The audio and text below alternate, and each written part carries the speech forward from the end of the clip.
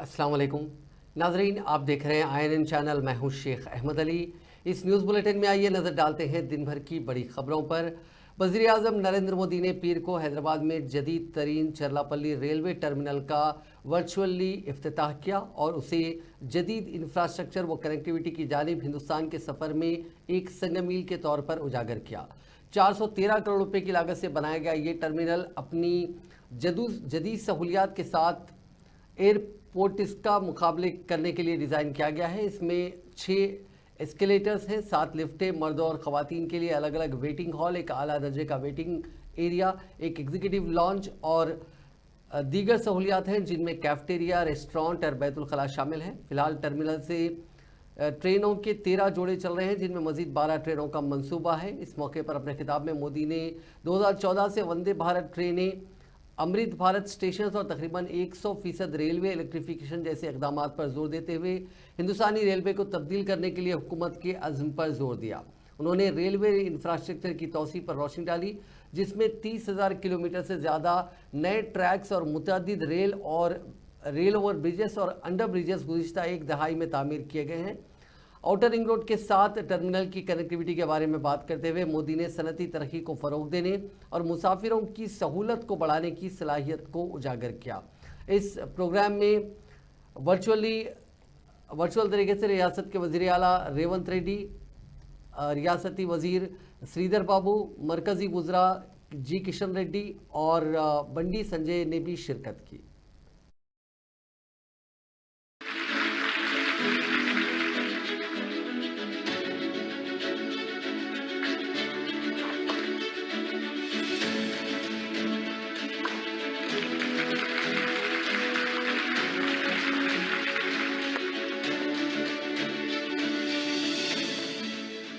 आज मुझे तेलंगाना के चर्लपल्ली न्यू टर्मिनल स्टेशन के उद्घाटन का भी अवसर मिला है। इस स्टेशन के आउटर रिंग रोड से जुड़ने से क्षेत्र में विकास को गति मिलेगी। स्टेशन पर आधुनिक प्लेटफॉर्म, लिफ्ट, एक्सेलेटर जैसी सुविधाएं हैं। एक और खास बात है कि ये स्टेशन सोलर ऊर्जा से संचालित हो रहा है। ये नया रेलवे टर्मिनल शहर के मौजूदा टर्मिनल जैसे सिकंदराबाद, हैदराबाद और काचीगुड़ा पर प्रेशर को बहुत कम करेगा। इससे लोगों के लिए यात्रा और सुविधाजनक होगी, यानी ईज ऑफ लिविंग के साथ साथ ईज ऑफ डूइंग बिजनेस को भी बढ़ावा मिलेगा। प्रधानमंत्री जी नरेंद्र मोदी जी को तेलंगाना जनता की तरफ से मैं धन्यवाद कहना चाहता हूं, क्योंकि बहुत सालों से ये चरलापल्ली टर्मिनल का काम पेंडिंग पड़ा हुआ था। आज तेलंगाना जनता को ये चरलापल्ली टर्मिनल स्टेशन बहुत उपयोग होने वाले हैं, क्योंकि ये Hyderabad Telangana state landlock state है। पोर्ट का कोई फैसिलिटी नहीं है, खाली रेलवे लाइन ही हमारा तेलंगाना तरक्की करने के लिए रेलवे लाइन का बहुत जरूरी है। आज पूरे किए और प्रधानमंत्री जी और तेलंगाना जनता को ये अंकित कर रहा है, तो तेलंगाना के लिए बहुत उपयोग होगा। इसीलिए मैं प्रधानमंत्री जी को धन्यवाद कहना चाहता हूँ तेलंगाना जनता की तरफ से। और दूसरी बात रहा, ये दो छोटे छोटे मुद्दे हैं प्रधानमंत्री जी के ध्यान में रखना चाहता हूँ मैं। इससे पहले हमारे लिए काजीपेटा इंटीग्रेटेड रेलवे कोच फैक्ट्री मंजूर हुआ है। ये रेलवे निगम लिमिटेड को आदेश दिए तो जल्दी से ये काम शुरू होने वाला है। इसका एक प्रधानमंत्री जी का ध्यान पे मैं लाना चाहता हूँ। और दूसरी बात रहा, Hyderabad Telangana state is landlock state, हमको कोई पोर्ट नहीं है, मगर आंध्र प्रदेश में जो बंदर पोर्ट है हमारे बहुत नजदीक का पोर्ट है।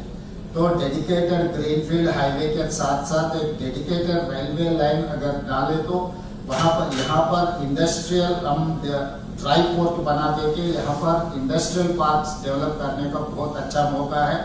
उसमें ऑटोमोबाइल इंडस्ट्री, ऐसे ही तेलंगाना में आपको पता है कि फार्मा इंडस्ट्री बहुत अच्छा है। यहाँ पर इंडिया में 35% of the bulk drugs produced in Hyderabad Telangana state. तो वो डेडिकेटेड रेलवे लाइन आने की वजह से हम लोग ट्रांसपोर्टेशन आसान हो जाएंगे और ऑटोमोबाइल इंडस्ट्री भी तेलंगाना आने के लिए बहुत आसान हो जाएंगे। उसके सभी वैसे ही आप प्रधानमंत्री जी ने जो 2023 में जो अनाउंस किया था रीजनल रिंग रोड हैदराबाद शहर के ऑल अलाइन विद हैदराबाद शहर 370 किलोमीटर रीजनल रिंग रोड अभी बनाने वाले हैं। उसमें से 170 किलोमीटर का प्रधानमंत्री जी अभी टेंडर्स भी बुलवाए, बाकी का जो बाकी है वो भी हमारे प्रधानमंत्री जी वादा किया था आगे वो भी हमारा डेवलपमेंट में जाने वाले। तो उसके साथ साथ में रीजनल रिंग रेल भी बनाने का जरूरी है, क्योंकि ये तेलंगाना स्टेट अगर ये रीजनल रिंग रोड और रीजनल रिंग रेल बनाए तो 60% of the Telangana. Chief minister Revanth Reddy ने पीर की शाम पुराने शहर के बहादुरपुरा में आरामगढ़ जू पार्क फ्लाईओवर का रस्मी तौर पर इफ्तिताह किया। ये फ्लाईओवर शहर हैदराबाद का दूसरा सबसे बड़ा फ्लाईओवर है, जिसकी मुसाफत 4 किलोमीटर तवील है। इसकी तामीर पर तकरीबन 800 करोड़ रुपए के अखराजात आयद हुए हैं। ये फ्लाईओवर शहर हैदराबाद से बेंगलुरु हाईवे की ट्रैफिक के मसले को काफ़ी हद तक ख़त्म कर सकता है। इफ्तिताई तकरीब से खिताब करते हुए चीफ मिनिस्टर रेवंत रेड्डी ने कहा कि कांग्रेस के साबिक चीफ मिनिस्टर आंजहानी वायस राजशेखर रेड्डी ने अपने दौर में 11.5 किलोमीटर तवील मुसाफत वाली पीवी एक्सप्रेस फ्लाईओवर को तामीर किया था और अब ताज़ा तौर पर कांग्रेस हुकूमत इख्तिदार में आने के बाद हैदराबाद में पीवी एक्सप्रेस के बाद ये दूसरा सबसे बड़ा फ्लाईओवर तामीर हुआ है। उन्होंने आरामगढ़ जू पार्क के इस फ्लाईओवर को साबिक वज़ीर आज़म डॉक्टर मनमोहन सिंह के नाम से मौसूम करने का ऐलान किया। इस तकरीब में मकामी रुकन पार्लियामेंट असदुद्दीन अवैसी, रुकन असम्बली अकबरुद्दीन अवैसी और दीगर कायदीन मौजूद थे।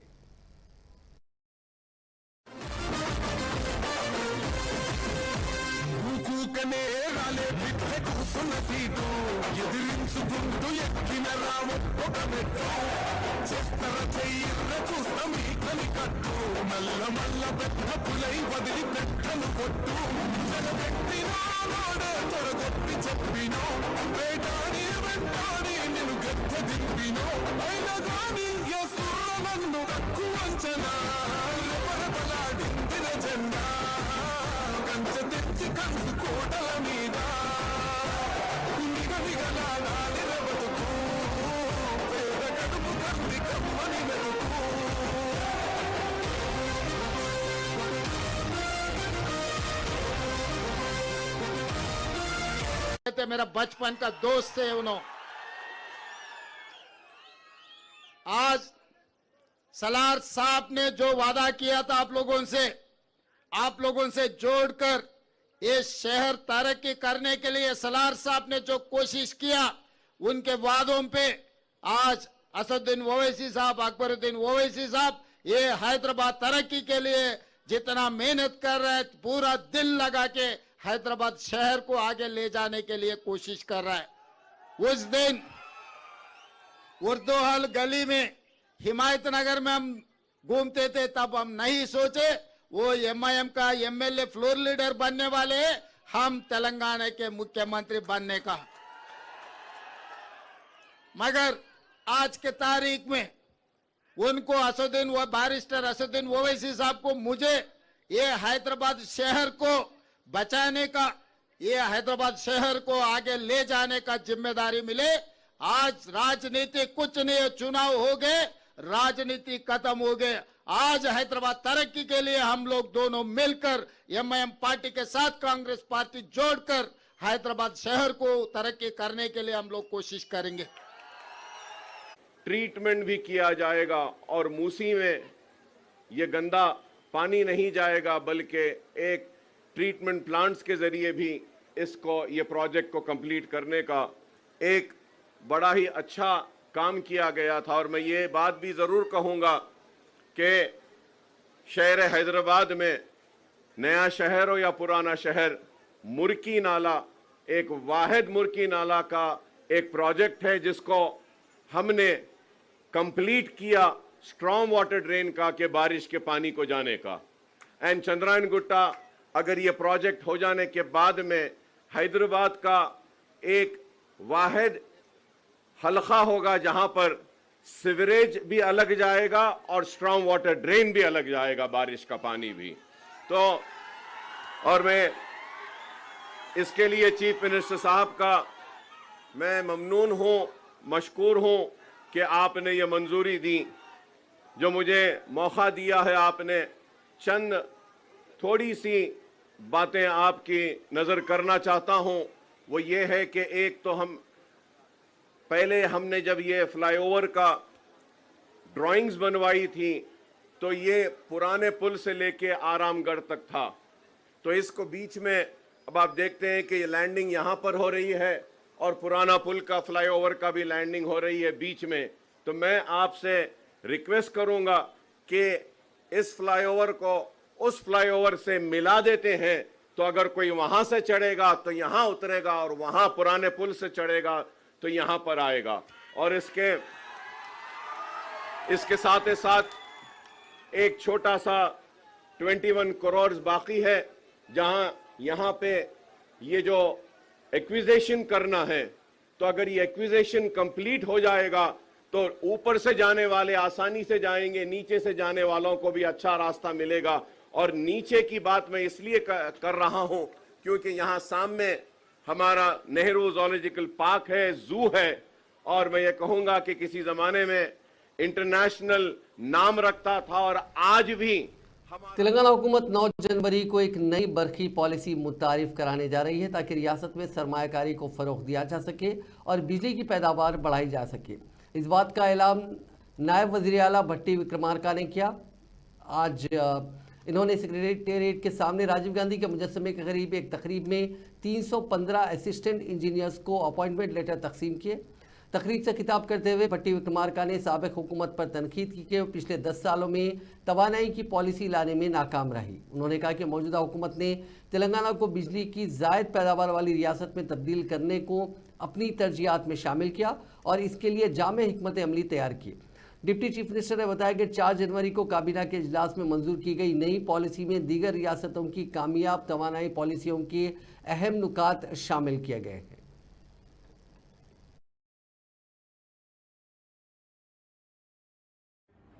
లేకపోతే పత్రికలు వాళ్ళ చేతుల్లో ఉన్నాయని, మనం ఏది చెప్తే అది ప్రజలు నమ్ముతారని, కాంగ్రెస్ ప్రభుత్వం వచ్చింది రాగానే కరెంటే లేకుండా పోతుందని చెప్పి రకరకాల ప్రచారం చేస్తే కూడా ప్రజలు విశ్వసించలేదు.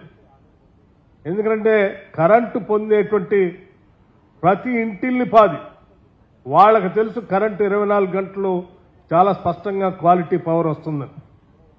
అది ఏ స్థాయి వరకు వెళ్ళిందంటే మన ఉద్యోగస్తుల యొక్క నైపుణ్యం మనం ఈ మధ్య కాలంలో చూసాం. పెద్ద ఎత్తున ఫ్లడ్స్ వచ్చాయి. ఖమ్మం జిల్లాలో అయితే పూర్తి స్థాయిలో నగరం నుంచి అన్ని గ్రామాలు నీటితో మునిగిపోయాయి. సబ్ స్టేషన్ నీళ్లలో మునిగిపోయాయి. స్తంభాలు నీళ్లలో మునిగిపోయాయి.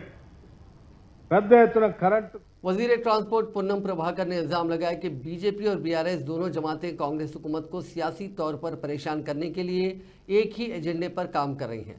वजीर मौसूफ ने कहा कि रियासत की मौजूदा माली हालत के बावजूद कांग्रेस की हुकूमत ने अपने तमाम वादे पूरे किए। उन्होंने आज सिद्दीपेट जिले के उतराबाद टाउन में चहलकदमी करते हुए अवामी मसाइल से वाकफियत हासिल की। बाद अज़ां वजीर पूनम प्रभाकर ने कहा कि तेलंगाना हुकूमत ने किसानों से किए गए इंतखाबी वादों के मुताबिक रईतु भरोसा और अराजी से महरूम गरीबों को सालाना 12,000 रुपये फराहम करने का फैसला किया है। ये स्कीम 26 जनवरी से नाफिज होगी।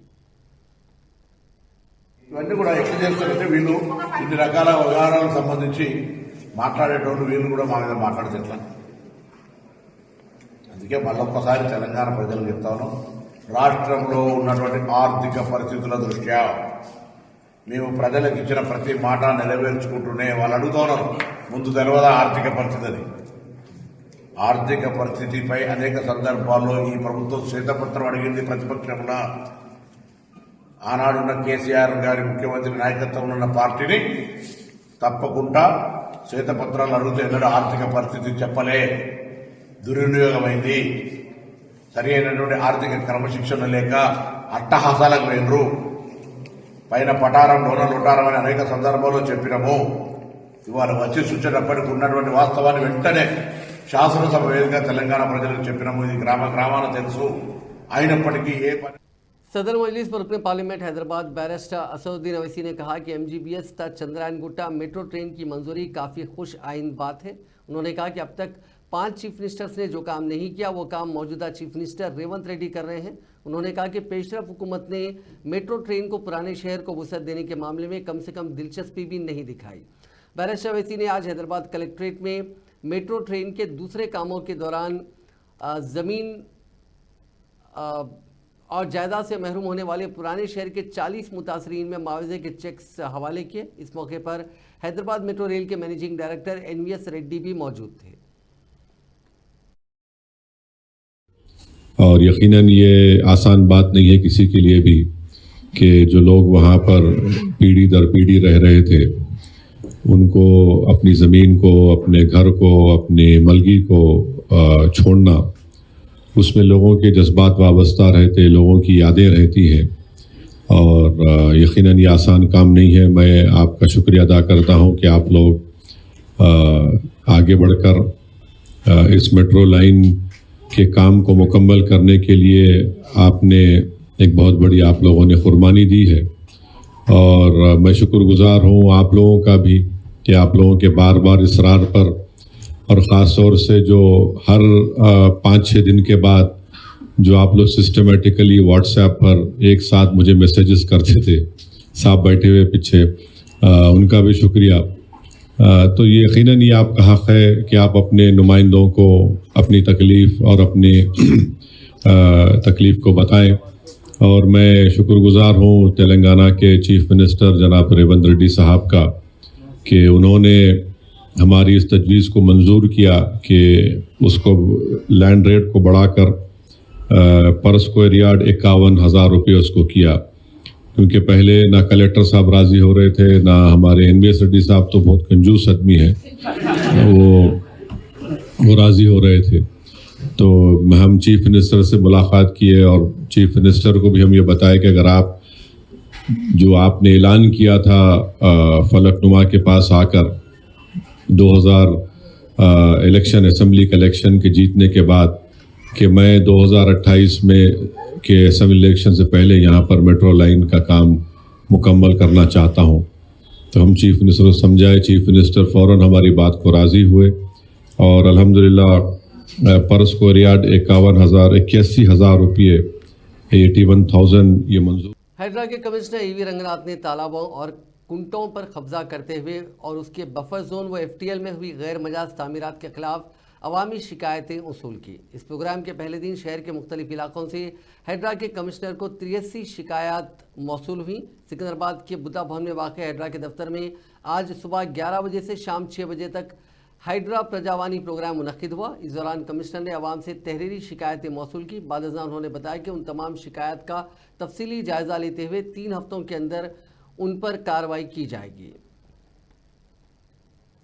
BRS के कैडर ने कांग्रेस हुकूमत के रैतु भरोसा स्कीम के तहत 15,000 रुपये फ़ी एकड़ के बजाय सिर्फ 12,000 रुपये फ़ी एकड़ देने के फैसले के खिलाफ एहतजाज किया। कैडर ने आदिलाबाद मंडल मुस्तकर के साथ साथ निर्मल, मंचरियाल और कुमरम भीम आसिफाबाद अजला में रास्ता रोको एहतजाज किया। उन्होंने किसानों को धोखा देने पर हुकूमत पर तनकीद करते हुए नारे लगाए। उन्होंने कहा कि कांग्रेस इंतखाबात के वक्त किए गए वादे को पूरा करने में नाकाम रही और किसानों को धोखा दिया जा रहा है। फार्मूला ई रेस मामले में तेलंगाना के साबिक वजीर और रियासत के असल अपोजिशन BRS के कारगुजार सदर KT रामाराव के एंटी करप्शन ब्यूरो के सामने पेश होने और किसानों की हिमायत में एहतजाज के पेश नज़र BRS के कई कायदीन को घरों पर नज़रबंद कर दिया गया था। पुलिस ने आज सुबह हुजूराबाद के MLA कौशिक रेड्डी को हैदराबाद में घर पर नज़रबंद कर दिया। इसी तरह BRS के जनरल सेक्रेटरी M विद्यासागर को कल रात कुल्लूर पुलिस स्टेशन में हिरासत में ले लिया गया था। BRSV के 100 से ज़्यादा कायदीन को पुलिस ने मुख्तलिफ मकामात पर एहतियाती तौर पर तहवील में ले लिया। उन्हें मुख्तलिफ पुलिस स्टेशन में हिरासत में रखा गया। ACB के दफ्तर से साबिक वजीर और BRS के कारगुजार सदर KT रामाराव वापस लौट गए। उनके वकील को अंदर जाने की इजाज़त ना दिए जाने पर वो वहां से चले गए। उन्होंने सड़क पर ही अपनी तहरीरी राय ACB हुक्काम को पेश की और बादशाह पार्टी हेडक्वार्टर्स तेलंगाना भवन के लिए रवाना हो गए। कबल अज़ीं KTR ACB के दफ्तर पहुंचे थे। फार्मूला ई रेस केस में ACB की तरफ से नोटिस जारी किए जाने के बाद वो पूछगछ के लिए वहां पहुंचे थे। तमाम दफ्तर के बाहर उनके वकील को पुलिस ने रोक दिया, जिस पर KTR ने नाराजगी का इजहार किया। उन्होंने सवाल किया कि अगर उनके साथ वकील आता है तो इसमें क्या नुकसान है। खबलजी एसीबी की हिदायत के मुताबिक बीआरएस के कारगुजार सदर अपने वकील के साथ एसीबी के दफ्तर पहुंचे।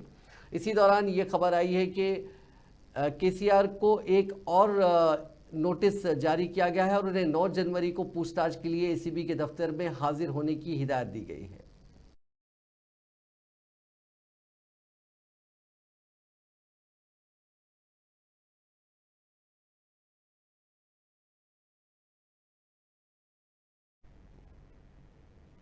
शहर हैदराबाद की कुलहीन सनती नुमाइश में अवाम का बेहतरीन रद्द-ए-अमल हासिल हो रहा है। नुमाइश देखने के लिए शहर के कई मकामात से बड़ी तादाद में लोग आ रहे हैं, जो वहां लगाए गए सैकड़ों स्टॉल्स में अपनी ज़रूरत की चीज़ें खरीद रहे हैं। शाम होते ही नुमाइश के मैदान के अतराफ की सड़कों पर ट्रैफिक जाम की सूरत हाल पैदा हो रही है। 46 दिनों तक जारी रहने वाली इस नुमाइश में तकरीबन 1500 स्टॉल्स लगाए जा रहे हैं। इस नुमाइश में आने वाले अफराद ने मायूसी का इजहार करते हुए कहा कि अब तक नुमाइश में 24% स्टॉल्स भी नहीं लगाए गए। उन्होंने तवक्को जाहिर की कि आइंदा 4 दिनों के बाद स्टॉल्स की तादाद में इजाफा होगा। रियासती इलेक्शन कमीशन ने नजरसानी शुदा फहरिस्त से राय दहिंदगान को जारी कर दिया, जिसके मुताबिक रियासत में फिलवक्त 3,35,27,925 वोटर्स हैं, जिनमें 1,66,41,489 मर्द वोटर्स और 1,68,67,735 खवातीन वोटर्स हैं, जबकि 2,829 थर्ड जेंडर के वोटर्स हैं। इलेक्शन कमीशन के ज़राए के मुताबिक 18 से 19 साल उम्र के वोटर्स की तादाद 5,45,026 है, जबकि 85 साल तजावुज़ करने वाले सीनियर वोटर्स की तादाद 2,22,091 है। HMPV वायरस ने चीन में कहर बर्पा करने के बाद अब हिंदुस्तान में भी पैर पसारना शुरू कर दिया है। आज सुबह में खबर आई थी कि बेंगलुरु में 8 माह के एक बच्चा HMPV पॉजिटिव पाया गया है और दोपहर होते होते HMPV के 3 केसेस सामने आ चुके हैं। 2 केसेस कर्नाटक से ताल्लुक़ रखते हैं, जबकि तीसरा केस गुजरात से सामने आया है। रिपोर्ट्स के मुताबिक कर्नाटक में 8 माह की बच्ची के अलावा 3 माह की एक बच्ची भी HMPV मुतासिर पाई गई। गुजरात में इस वायरस से मुतासिरा बच्चे की उम्र 2 माह बताई जा रही है। बच्चा अहमदाबाद के अस्पताल में ज़ेरे इलाज है। हुकूमत गुजरात के महकमे सेहत ने HMPV वायरस पर स्पेशल गाइडलाइंस जारी किए हैं। चीन में फैले HMPV वायरस ने हिंदुस्तान में भी कदम रख दिया है। इसके बाद से शेयर बाजार में मानो कोहराम मच गया। देखते ही देखते सरमायाकारों के 10 लाख करोड़ रुपए डूब गए। एक तरफ जहां सेंसेक्स में 1100 पॉइंट से ज़्यादा की कमी आई, वहीं निफ्टी में भी 1.4% तक की कमी रिकॉर्ड की गई। मिड कैप और स्मॉल कैप शेयर्स में ज़बरदस्त फरोख्त देखी गई। बैंक ऑफ बड़ौदा, PNB और केनरा बैंक में तकरीबन 4% से ज़्यादा की कमी देखी गई। यही नहीं, HDFC बैंक, रिलायंस इंडस्ट्रीज़ और कोटक महिंद्रा बैंक में भी बड़ी कमी देखी गई। वायरस की वजह से शेयर बाज़ार में मुख्तलिफ स्टॉक्स में कमी देखी गई। छत्तीसगढ़ के बीजापुर में नक्सलियों ने एक बड़ा हमला किया, जिसमें कई जवान शहीद हो गए। IED से सिक्योरिटी फोर्सेस की एक गाड़ी को निशाना बनाया गया, जिसने शदीद नुकसान पहुंचाया। रिपोर्ट्स में बताया जा रहा है कि नक्सलियों ने कटरो रोड पर IED प्लांट किया था, जिसकी जद में सिक्योरिटी फोर्सेस की गाड़ी आ गई। इस धमाके में कम से कम 9 जवानों की शहादत की खबरें सामने आई, जबकि 6 से ज़्यादा जवान संगीन तौर पर जख्मी हुए हैं। जवानों की ये टीम एक ऑपरेशन मुकम्मल करके लौट रही थी। पाकिस्तान में बलोच लिबरेशन आर्मी ने बड़े हमले को अंजाम दिया। उस तंजीम की फिदाई यूनिट ने बलोचिस्तान के तुर्बत के पास पाकिस्तानी फौजी काफिले पर हमला कर दिया, जिसमें 47 पाकिस्तानी फौजियों के हलाक होने की खबर है। हमले में 30 अफराद जख्मी भी हुए हैं। BLA के तर्जुमान जैद बलोच ने एक बयान में कहा कि हमला बेहमान इलाके के बुआजो तुर्बत शहर से तकरीबन 8 किलोमीटर दूर है। BLA ने 13 गाड़ियों के काफिले को निशाना बनाया, जो कराची से तुर्बत में फ्रंटियर कोर हेडक्वार्टर जा रहा था। नेपाल में एक बड़ा तैयारा हादसे का शिकार होते होते बच गया। बताया जा रहा है कि बुध एयरलाइंस के एक मुसाफिर तैयारे में प्रवास के दौरान आग लग गई। यह आग तैयारे के बाएं इंजन में लगी, जिसके बाद काठमांडू में त्रिभुवन इंटरनेशनल एयरपोर्ट पर उसकी मुश्किल हालात में मैनुअल लैंडिंग कराई गई। तैयारे में अमले के एहलकारों समेत 76 लोग सवार थे। इस हादसे में अभी तक किसी के हलाकत की खबर सामने नहीं आई। नेपाल हुकूमत की तरफ से जारी एक प्रेस रिलीज में हादसे की तस्दीक की गई।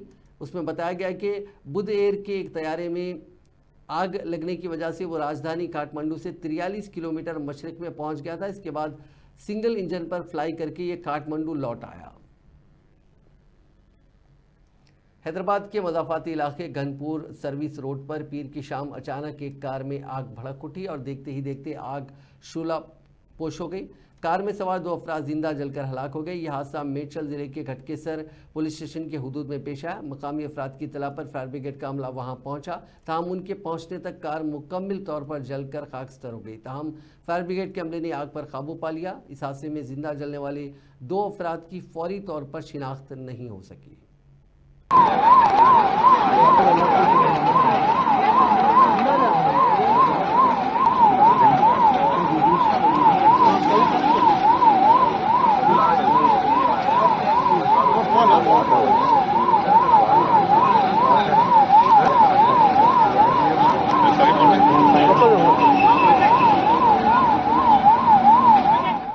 आंध्र प्रदेश के जिले नेल्लूर में प्राइवेट स्कूल की बस नहर में गिर पड़ी। इस हादसे में बस में सवार बच्चों में से 12 बच्चे जख्मी हो गए। यह हादसा जिले के पेनुबुली इलाके में पेश आया। जख्मी तलबा को इलाज के लिए अस्पताल मुंतकिल किया गया। इस वाक़े पर उन तलबा के वालिदैन ने तशवीश का इजहार करते हुए इल्ज़ाम लगाया कि बस ड्राइवर की लापरवाही के नतीजे में यह हादसा पेश आया।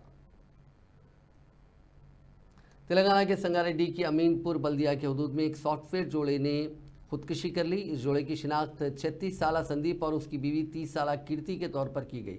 ये जोड़ा मुख्तलिफ MNCs में काम कर रहा था। जिले वरंगल के रहने वाले इस जोड़े के पसमंदगान में 5 साल से कम उम्र के 2 बच्चे हैं। इस इंतहाई इक़दाम की वजह मालूम ना हो सकी। शहर हैदराबाद में पेश आए सड़क हादसे में एक शख्स जख्मी हो गया। यह हादसा पीर की सुबह बोलारम कोम्पली रोड के करीब उस वक्त पेश आया जब कार चलाने वाले ने उसका तवाज़ुन खो दिया और ये कार लॉरी से टकरा गई। ये शख्स कार में मेडचल की सिम जा रहा था। शुबह है कि तेज़ रफ्तारी और लापरवाही से ड्राइविंग हादसे की वजह बनी। जब कार बोलारम कोम्पली हाईवे पर पहुंची तो ड्राइवर ने उसका तवाज़ुन खो दिया और ये कार पीछे से लॉरी से टकरा गई। इस हादसे में कार में सवार एक शख्स जख्मी हो गया और गाड़ी को भी नुकसान पहुंचा। इत्तला मिलते ही पुलिस मौके पर पहुंची और जख्मी शख्स को अस्पताल मुंतकिल किया। जिले नागर कर्नूल में पेश आए सड़क हादसे में 2 अफराद हलाक हो गए। यह हादसा जिले के जूपली गांव में इतवार की रात उस वक्त पेश आया जब कार का तसादुम लॉरी से हो गया। पुलिस के मुताबिक कुडाट जटचल्ला कौमी शाहरा 167 पर एक कार टिप्पर लॉरी से टकरा गई। इस हादसे में 2 नौजवानों की मौके पर ही मौत हो गई। पुलिस ने उनकी शिनाख्त नागर कर्नूल जिले के कोटरा गांव के गणेश और टिंडरा गांव के रामाकोटी के तौर पर की है। शहर हैदराबाद में इन दिनों बाज़ खवातीन की जानिब से लिफ्ट मांगकर गाड़ी सवारों को हरासा करने का इल्ज़ाम लगाते हुए रकम बटोरने के वाक़यात में इजाफा हो रहा है।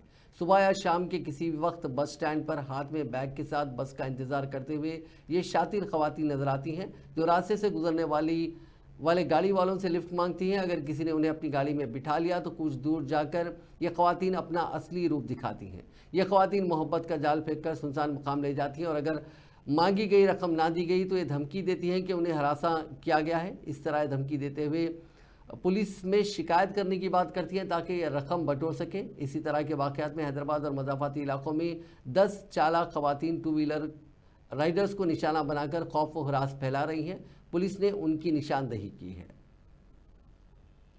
गोवा से बजरिए ट्रेन गैर कानूनी शराब की हैदराबाद मुंतकली पर पुलिस ने उसको जब्त कर लिया। स्पेशल टास्क फोर्स की 2 टीमों ने एक मुश्तरका कार्रवाई में 82 शराब की बोतलें जब्त की। उन्हें गोवा से Vasco D gamma express train से हैदराबाद लाया गया था। STF के CI वेंकटेश्वरलू और नागराजू की क़यादत में 20 मुलाजिमीन पुलिस की एक टीम ने ट्रेन के AC डिब्बों का मुआयना किया। शादनगर में ये अहदेदार ट्रेन में दाखिल हुए जिन्होंने ट्रेन के नामपल्ली और सिकंदराबाद स्टेशनों तक पहुंचने तक उनकी तलाशी ली। जब्त की गई शराब की मालियत 2 लाख रुपए बताई जाती है।